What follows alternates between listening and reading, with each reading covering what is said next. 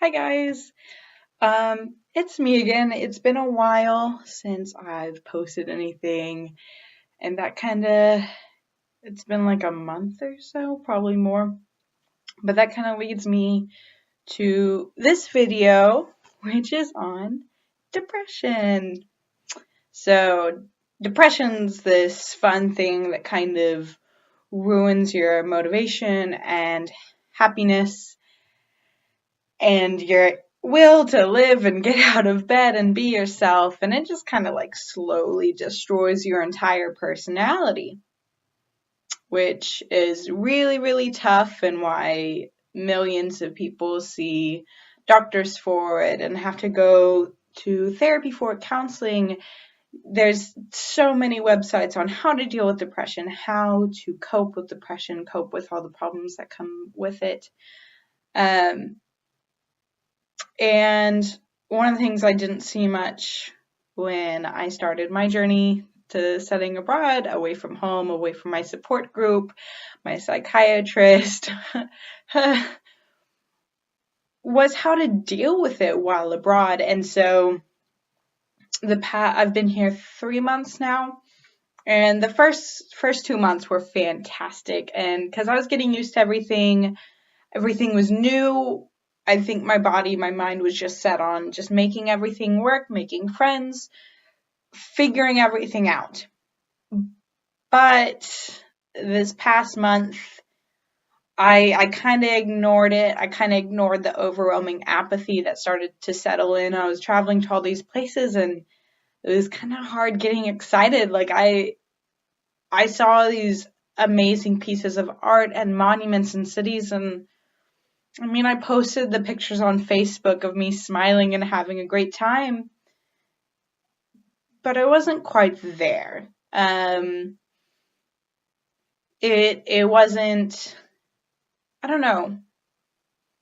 If I think about several of my latest trips, honestly, I can't remember a lot of them because I wasn't fully present. I was apathetic. I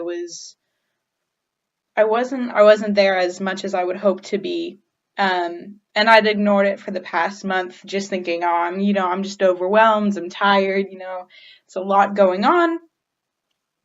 And then some things happened this week that made me, it really, really kind of smacked me in the face, and realized that I'd been ignoring a new onset of depression. A lot of bad things happened this week, and I had an emotional breakdown from bottling everything up and ignoring it the past month, because I didn't really have anyone immediately there I could turn to. Like, I love Rick and Caroline, but I don't think I'd tell them all my issues. I think they'd be a little freaked out.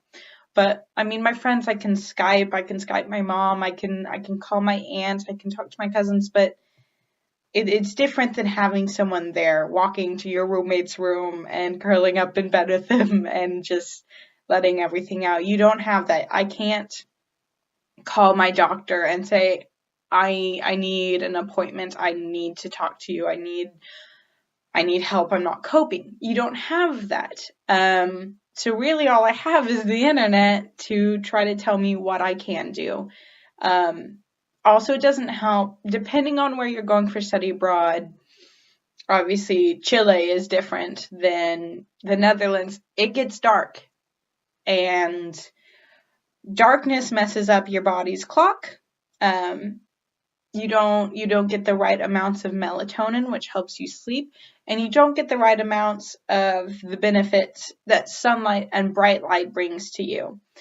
So your body gets lethargic, you get lethargic, you don't do what you used to do, you don't do what you used to love, you don't have energy to go out with friends.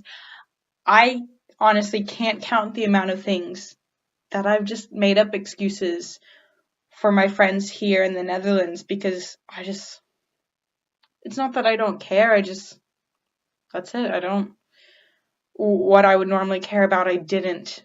And it was honestly like hard. I would have to force myself to go out with people, and I hated every moment of it. And it got really, really bad this week, even before I realized what was going on. I stopped wearing makeup, which, to those who know me, I love makeup. That is one of my biggest hobbies, one of my favorite things, and I stopped doing it. My schoolwork was getting really lax. And also, if you know me, I'm a huge nerd. I love school. I love learning. I love writing. I love reading. And I couldn't do it. I would stare at a paper for hours just trying to read and reread words, and none of it would get through. And with an online class, with the classes here in Utrecht, I wasn't there. I've got a huge research project back home that it's something I'm so excited about, so in love with learning about, and so passionate about, and that just wasn't there. And I really kind of failed my mentors on that.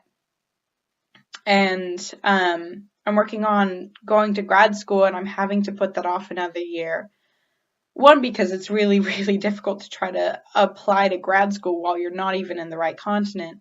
And then two, I don't know what I want anymore. All my passion's kind of gone, and I feel kind of empty, and, and I don't have the surrounding that I do back home that pushes me on, that reminds me what I love. And my mom mentioned this, I don't have the community involvement like I used to.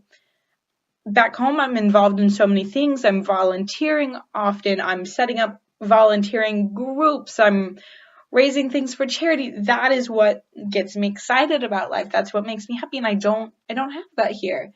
And I didn't prepare for that. I thought it would be fine. And it's not fine. Fortunately, I have my doctor's email. I can talk to her. I called my friends. I found ways that I'm starting to deal with it. But for those of you who are doing study abroad, maybe this semester or coming up soon, wanting to do it, and suffer with mental illness like this, maybe you have bipolar disorder, maybe you've also got anxiety and depression like me, it's not going to go away. Maybe for brief moments, you feel awesome, you're so excited, and you forget that that's a part of you, and you're taking your medicine, and it's fine. But it'll come back. It'll find a way to come back, because I think that's going to be a part of me forever, and I'm sure everyone who deals with it. It isn't curable, it's manageable, and so you're going to have to figure out ways to manage it while abroad. So one thing, today I made myself get up, and finally the sun was out. There was no rain today. I really love rain, but once it starts to be every day, I can feel it crushing my soul. And it's been every day dark and rainy here in the Netherlands, and it really started to affect me. But today it was sunny, and I was like, okay, we're doing this. We're putting on makeup. We're taking a shower. We're doing your hair for the first time in weeks.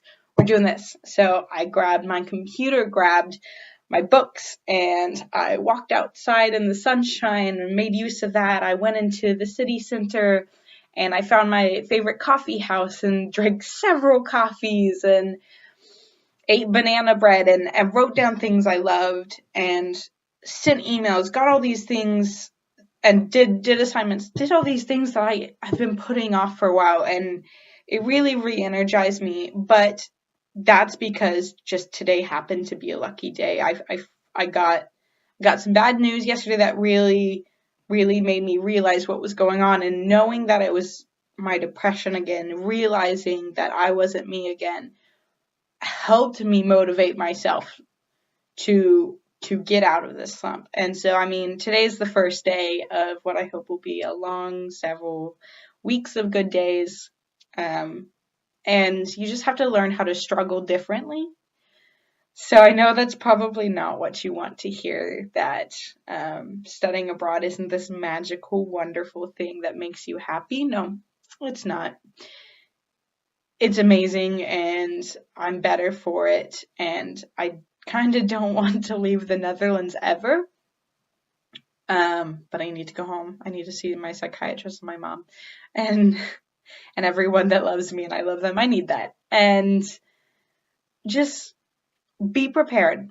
Bring all your meds you need. Write down somewhere what makes you happy, who you are, because I didn't do that, and that's something I really wish I had right now, because I don't remember who I am and what I love, and that's what I realized yesterday was I'd lost that.